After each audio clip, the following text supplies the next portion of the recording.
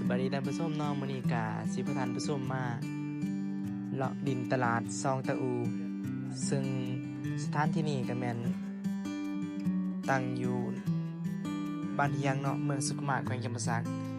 หลายๆคนอาจสิเคยได้มาหรือว่าได้เคยมาเห็นนะเนาะแต่ว่าบางคนก็ยังบ่ทันได้เคยมาเห็นฉะนั้นแล้วก็สิพาท่านผู้ชมมาเลาะขี่รถเลาะเบิ่งบรรยากาศเนาะว่ามันเป็นจังไดตอนนี้เรากำลังเดินทางมาฮอดกาซิมีด่านเนาะด่านจอดรถถือว่าวันนี้ก็คนมากหน้าหลายตาพอสมควร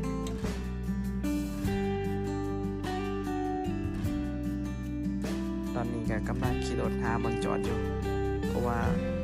มันจอดเป็นเต็มมื้อนี้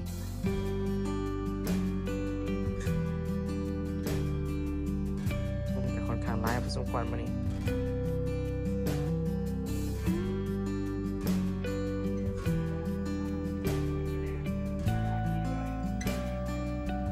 เราก็ยังขี่รถไปเรื่อยๆเนาะเพราะว่ามันจอดยังมันถ้ามีบอนจอดเพราะว่ามันแอร์ไลน์มาหอนนี่ก็สิมีหาดขายข้าวเปียกเนาะ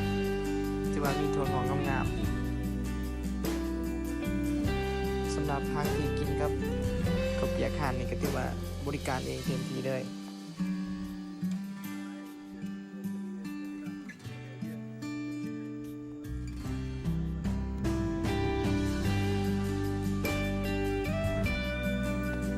มาเวหานไปแล้วพวกเขาก็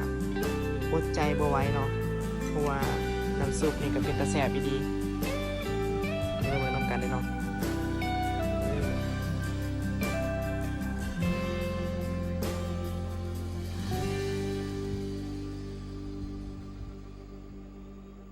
รับประกันว่าแซ่บอีดีหานนี่หลังจากเขามาหาแล้วที่ว่าเพิ่นก็จัดแจงให้เนาะพุทธถวยกับหมูมา2 คนเลย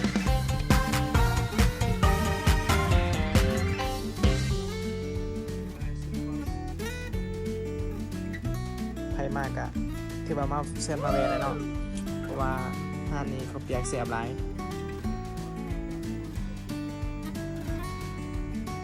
หลังจากพวกเขากินข้าวเปียกอิ่มแล้วเนาะกะในเวลาเดินทางออกเลาะหมอนี่เห็นแขนบ่ไหลในเป่าเลยสำหรับการก็คือว่ามีเครื่องของหลายสิ่งหลายอย่างเนาะที่ว่าเพิ่นมีวางขายโดยเฉพาะนี่เป็นเครื่องประเภทหัตถกรรมเนาะสิมีเครื่องไว้ตามเฮือนซ่านบ่ว่าสิเป็นสิมีหลายสิ่งหลายอย่างเนาะเครื่องดื่มบ่ประเภทเหล้าเบียร์นี่ก็ถือว่ามีให้พร้อมบริการจากนั้นก็ยังมีเครื่องประดับอีกภายในเรือนเนาะ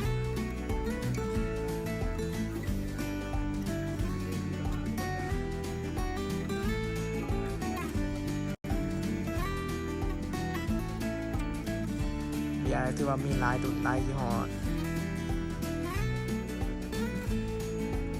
เครื่องประดับอีกในภายในเรือนก็ถือว่าแต่งามๆเนาะถือว่าใครอยากได้หรือว่าอยากมาสื่อไปฝากพี่น้องไปเป็นของที่ระลึกภายในเรือนก็สามารถมาเบิ่งได้เนาะเป็นแกะสลัก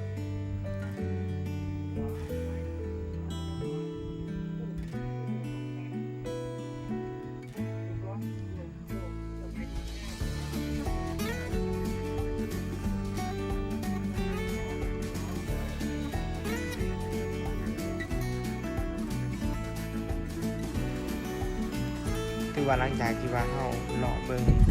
ตลาดขายเครื่องใช้จนเมื่อยแล้วเนาะต่อมาเฮาก็สิมาเลาะเบิ่งตลาดประเภทของกินเนาะของกินสำหรับในช่วงนี้ก็ถือว่าเป็นช่วงที่ว่าฝนตกก็สิมีแต่ประเภทเห็ดเพาะเนาะหรือว่าหมักไหม้ก็สิมีประเภทหมักเงาะสำหรับหมักไหม้ป่าก็สิแม่นหมักขอเนาะเดี๋ยวเราสิพาท่านผู้ชมไปรอกันเลยเนาะมีหลายสิ่งหลายอย่างเลยบ่ว่าสิเป็น ผักอีดอกบอจังซี่ดอกกระเจียวเนาะก็ยังมีหลายสิ่งหลายอย่างหมักบัวนี่ก็มีพร้อมขายเลย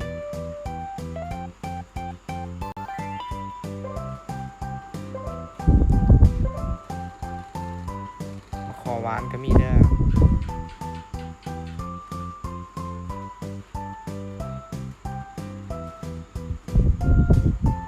ไข่มดแดงก็ยังถือว่ายังมี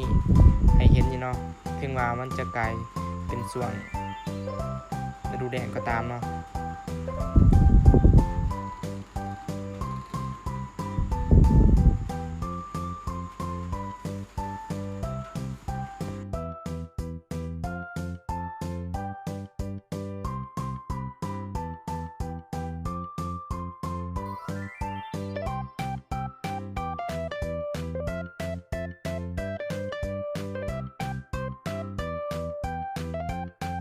เราไปเนาะ